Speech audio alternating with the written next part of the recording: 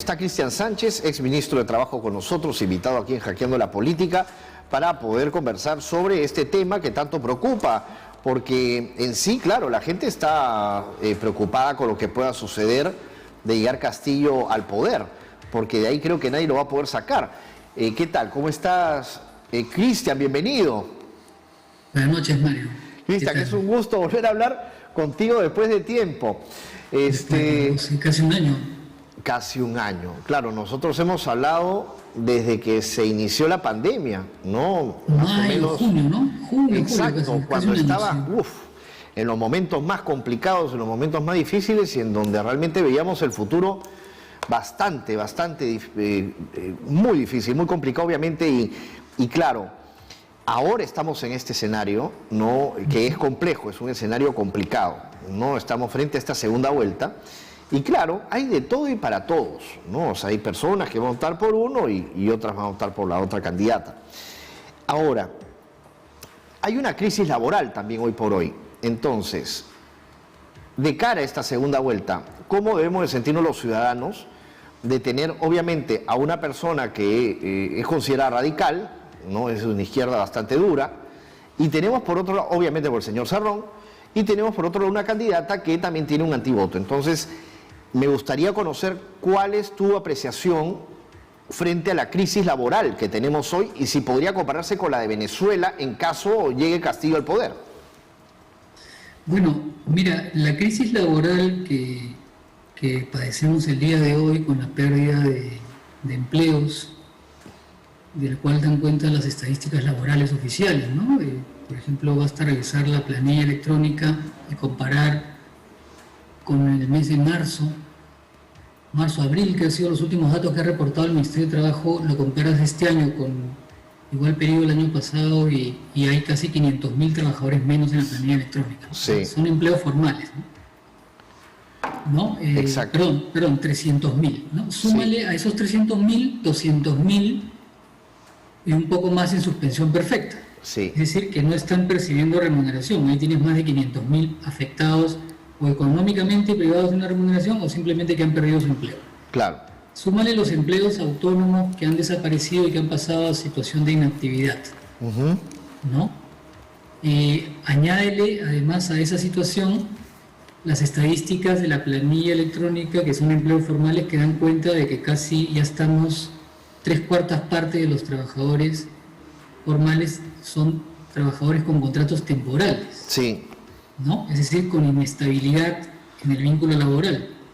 Y inestabilidad en el vínculo laboral es menor aporte a un sistema de pensiones, es menor remuneración, menor posibilidad de capacitarse para encontrar más y mejores empleos. Entonces hay una situación crítica cuyas causas, y eso lo quiero señalar, no las encontramos mirando el pasado inmediato, sino cuyas causas tienen ramificaciones con la última reforma laboral que se hizo en este país, que es la reforma laboral de los años 90. ¿No? Una reforma laboral que, hay que recordarlo, se hizo de espaldas a los trabajadores y sus organizaciones, es decir, sin diálogo social, que se impuso a través de decretos legislativos sin diálogo y a través de decretos ley en un contexto ya luego del 5 de abril de 1992. Por ejemplo, la Ley de Relaciones Colectivas de Trabajo se aprueba en Consejo de Ministros ya en plena dictadura del año 92, ¿no? Y esa norma no ha sido tocada en ninguna de sus partes esenciales. O sea, tenemos más de 30 años de una legislación laboral que es causa de todos los problemas que estamos padeciendo el día de hoy y que nadie se ha atrevido a modificar ni en una coma. Claro, quizás para ese tiempo, ¿no? Por la situación, por la coyuntura que se vivía en aquellos años, se tuvo que entrar al choque quizás en el sistema laboral también. Obviamente, de hecho, esto quizás perjudicó a muchos, pero ya lo veníamos arrastrando Alan García, ¿no? Nosotros teníamos ahí, el primer gobierno de Alan García fue desastroso, ¿no? Entonces, claro, obviamente, y ni qué hablar de Belaunde, ¿no? Donde también hubieron errores. Entonces, obviamente, ya veníamos con un pasado tremendo. Obviamente, cuando llega Fujimori se encuentra con una realidad muy difícil y muy complicada, ¿no? Y es ahí donde empiezan estas reformas que, si bien es cierto, algunos pueden haber beneficiado y otros no, bueno, fue un tema ahí que hizo que se desordenara quizás un poco el sistema laboral, pero que dio quizás sus frutos para ese momento. Pero ya estamos en otra época, o sea, y como tú bien dices, no se ha, como se dice, refrescado o no se ha reajustado o no se ha revisado quizás el sistema laboral, como tú bien dices, ¿no? Entonces, ¿cuál es el reto del próximo personaje que ganaría la presidencia del Perú? El reto es, Mario, y creo que se relaciona con la respuesta anterior, es afrontar de una vez por todas con una decisión política una reforma laboral integral. Que tenga que abarcar, ¿no?, lo que es la regulación del contrato de trabajo, por ejemplo, reducir la contratación temporal. En España, por ejemplo, en este momento se está evaluando una reforma laboral donde los contratos laborales sean reducidos a 3 categorías de contratos nada más, los contratos temporales, ¿no? En el Perú hay más de 9 categorías de contratos temporales, por eso hay 3/4 partes de trabajadores formales con contrato temporal, lo cual es muy precario, ¿no? Y ni siquiera un seguro de desempleo puede sostenerse con esa precariedad laboral. Y también, solo para terminar, y también abordar la reforma de la regulación de los derechos colectivos, como la negociación colectiva, como la sindicalización y el derecho de huelga, y también la reforma del seguro social de salud y del sistema de pensiones. Ese sería el paquete de reformas. Pero esas reformas tienen que partir por un espacio de diálogo, no tienen que ser impuestas. Y el diálogo social en materia laboral pasa necesariamente por el espacio del Consejo Nacional de Trabajo y Promoción del Empleo, donde el Estado, trabajadores y empleadores deben sentarse a intercambiar argumentos y razones para abordar una reforma integral. Claro. Esa sería mi propuesta. Ahora, el tema del CAS, por ejemplo, ¿no?, que es una modalidad, por ejemplo, de contrato. El CAS ha sido mandado al TC, a que lo revise el Tribunal Constitucional, y hay mucha gente, obviamente, que trabaja en el sector público y que, claro, gana con el sistema del CAS, y esto perjudica también muchas veces en cuanto a lo que tiene que ver con una visión o con unas ganas de querer salir adelante o por ahí quizás programar o proyectar un futuro. Entonces, ¿qué debe hacerse? Porque ¿cuál debería de ser la posición del Tribunal Constitucional en torno al CAS? El CAS también fue en los 90. A ver, el antecedente del CAS son los contratos de servicios no personales en el Estado que efectivamente, como tú bien señalas, se aplicaban en el sector público desde los años 90. ¿Pero por qué se aplicaron en el sector público en los años 90? Porque en los años 90, en plena dictadura, hay que recordarlo, el Estado despidió miles de trabajadores de forma ilegal y arbitraria, Mario. Todos esos trabajadores despedidos, desde el gobierno del señor Paniagua, el presidente Paniagua y los gobiernos sucesivos, tuvieron que expedirse leyes con cargo al presupuesto público para compensar económicamente a los trabajadores despedidos de la peor forma en el gobierno del señor Fujimori. En plena dictadura, el Estado no vio la mejor manera de librarse, entre comillas, del personal que consideraba excedente de la peor forma, ¿no? De manera arbitraria, y todo ese costo generó una deuda social que la tuvo que asumir el gobierno de transición del presidente Paniagua y los sucesivos gobiernos, inclusive el segundo gobierno de Alan García. Generó presupuesto público para indemnizar a los trabajadores del sector público despedidos arbitrariamente. Correcto. Pero todo eso, que se hizo pésimo, se hizo de la peor manera, porque una cosa es evaluar a las personas previa capacitación, otra cosa es despedirlas arbitrariamente a partir de evaluaciones truchas, ¿no?, que escondían despidos arbitrarios, ¿no? Debió hacerse a través de una reforma integral del servicio público, de la carrera pública, del servicio civil, como queramos llamarlo. Sin embargo, eso no se hizo. Y en el Estado se sigue abusando de las contrataciones fraudulentas, y tú tienes ahora los que eran antes servicios no personales que pasaron a ser CAS, que tienen más de 10 años con ese régimen y tienen menores derechos a los que otros trabajadores que trabajan en el Estado. Entonces tienes una secretaria CAS que tiene menos derechos y beneficios que la trabajadora que hace lo mismo al costado y que está con el régimen del 728 o que está con la 276. Todo eso debió ser reformado a través de la ley de servicio civil, pero la ley de servicio civil quedó aparcada. Se aprobó, no se implementó, gracias nuevamente a las políticas del Ministerio de Economía y Finanzas, que nunca quiso financiar la migración de todos esos trabajadores de los 3 regímenes que se utilizan en el Estado a un solo régimen, que está aprobado y que está vigente, pero que no ha podido ser implementado. Entonces, los problemas de este país se meten debajo de la alfombra. Ahora, Cristian, Nunca se afrontan. sí, obviamente ese es el sector público, ¿no? Ahora, en el sector privado tenemos el tema de que si saldría, por ejemplo, Castillo, obviamente se prohibirían importaciones, y eso hay que tenerlo claro. Habría una revisión de los contratos, de los tratados, por ejemplo, de libre comercio, y también obviamente va a empezar a fiscalizar empresas, ¿no? Empresas privadas. Obviamente acá en el Perú nosotros no somos pues el país de las maravillas, ni acá tampoco tenemos las mejores empresas del mundo, ni somos como se dice, los astros de Sudamérica, ¿no? O sea, nosotros estamos, a comparación de otros países, pues, si bien es cierto, ha existido un crecimiento económico, pero la gente tiene miedo a su empleo, ¿no? La gente tiene miedo a perderlo. Entonces, a ver, Carlos Ortega, quien es sindicalista venezolano exiliado en el Perú, estuvo el último viernes en Hackeando la Política con mi compañero y amigo Diego Unmin. Él dijo lo siguiente sobre los derechos de los trabajadores, por ejemplo, que fueron despedidos también y perdidos, ¿no? Tras la victoria de Hugo Chávez. Vamos a escucharlo, te invito a escucharlo y luego comentamos, por favor, para ir más o menos citando la situación actual. A ver. Hay persecución, la desaparición de las convenciones colectivas de los trabajadores y dirigentes sindicales sufren de persecución, detención, desaparición y exilio. Allá el derecho a huelga eso se acabó, se terminó. Allá las convenciones colectivas o contratos colectivos, que son las que discuten los sindicalistas, el movimiento sindical, conjuntamente con los trabajadores y las empresas, eso desapareció.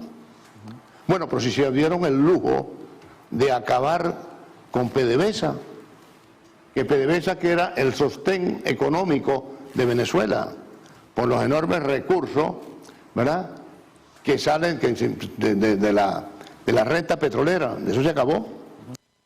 A ver, Cristian, ¿Perú podría repetir la historia, por ejemplo, esta crisis laboral en Venezuela?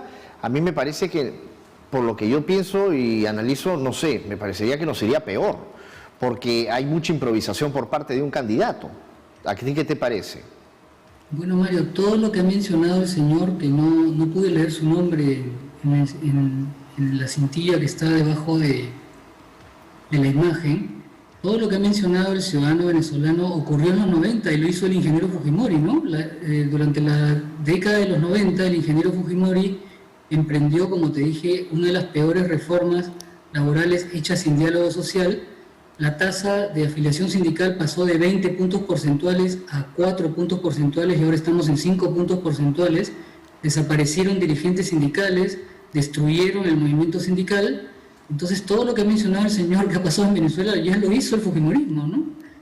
Creo que el ciudadano venezolano debería leer un poco más de la historia de este país, ¿no? Y ahora, no solo lo digo yo, solo para terminar, sino todos los que hemos pasado por una facultad de Derecho en el curso de Derecho del Trabajo, hemos estudiado los orígenes de la reforma laboral y que te lo he dicho, que no se ha cambiado ni una sola coma. Entonces todo lo que ha mencionado el señor se hizo en los 90.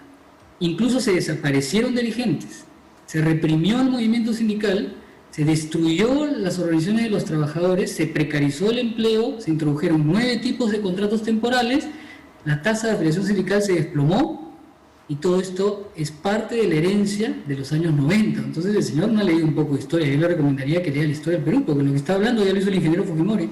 Ahora, Cristian, ¿tú qué piensas de la situación actual en la que estamos nosotros? O sea, luego de asumir Alberto Fujimori en los años 90, ¿no? Un ingeniero, obviamente que ya era un tractor, que nos salvó del terrorismo y que luego empieza a abrirle las puertas a las empresas que en algún momento habían sido largadas del país y que no teníamos nosotros ningún ingreso ni nada. O sea, tú recuerdas, seguramente también el Perú no tenía nada.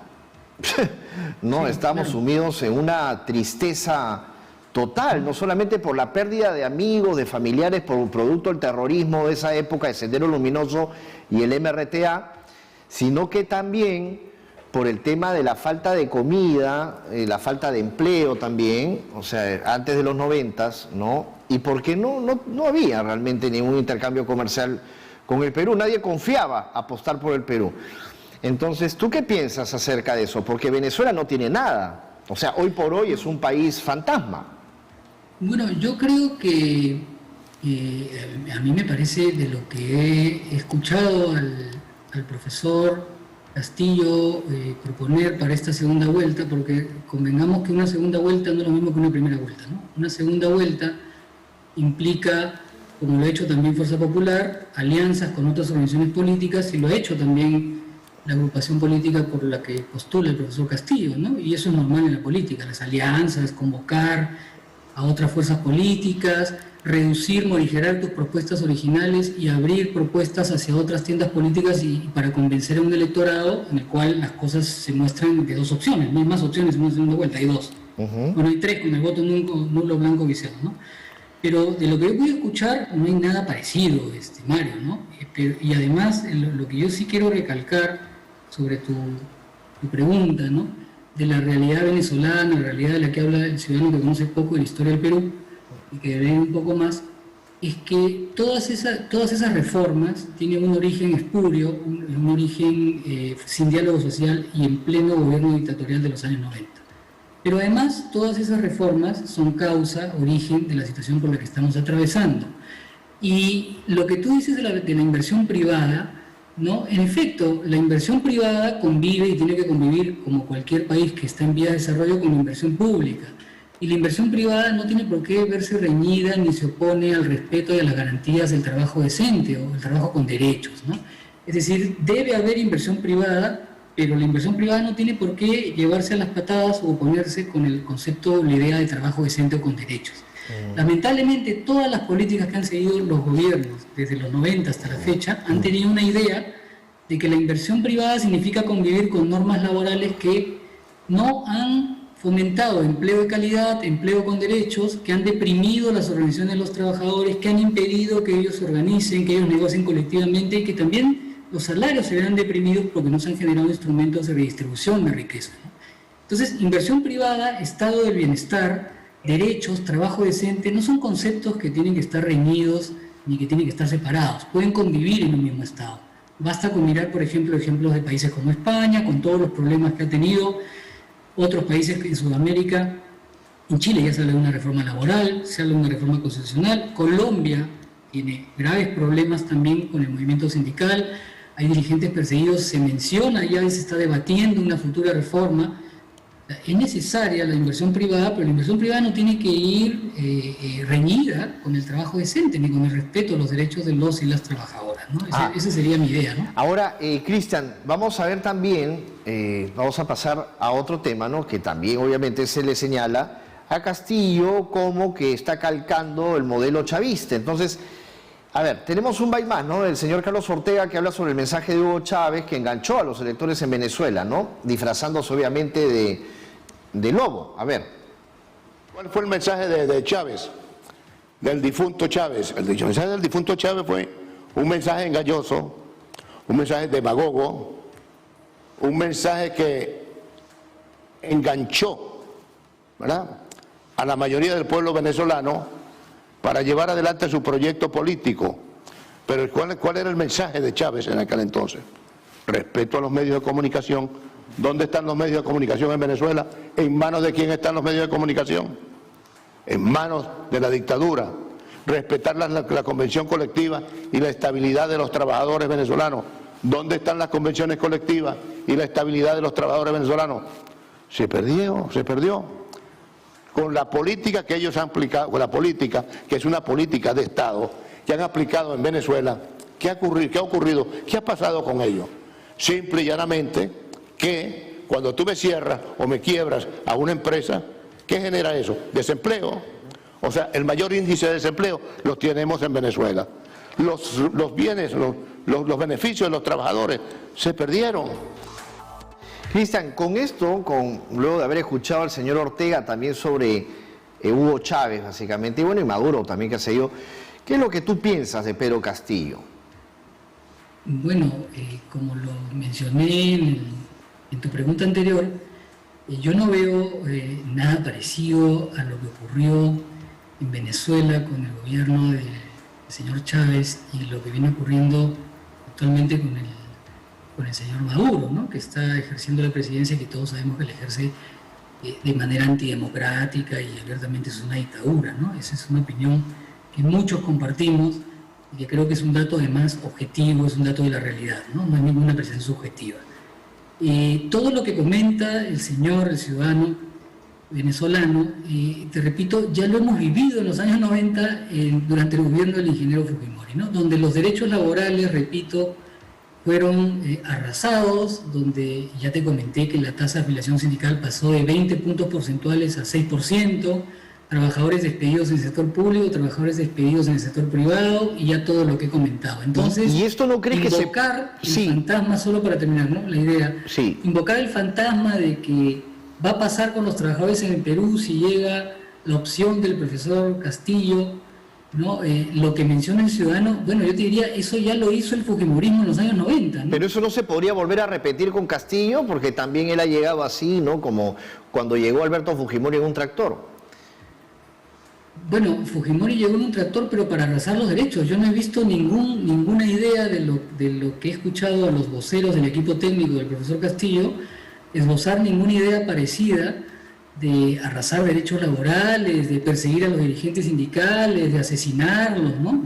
Yo no he visto ninguna línea, y si alguien quiere decir que eso va a ser el candidato Castillo, el profesor Castillo, bueno, entonces que ponga sobre la mesa esos argumentos que yo no los he escuchado. Yo no se lo he escuchado a ninguno de los voceros del grupo económico, ¿no? Bien. Y te repito, más Sí. bien, todo ese apocalipsis ya lo vivimos en los 90 y lo que estamos padeciendo son los resultados de esa política nefasta de arrasar derechos de los trabajadores y arrasar con los trabajadores y las trabajadoras, porque hay que recordar que hubieron dirigentes sindicales desaparecidos, ¿no? A mí lo que me preocupa es que no vaya a desaparecer la clase media, más bien también, ¿no? Bueno, y volver más pobre al pobre, porque tenemos los antecedentes, Mira, ¿no? lo En que la pasa historia. es que el equipo técnico, yo lo conozco además a Pedro Franque, ¿no? Que está dando muchas entrevistas en los medios.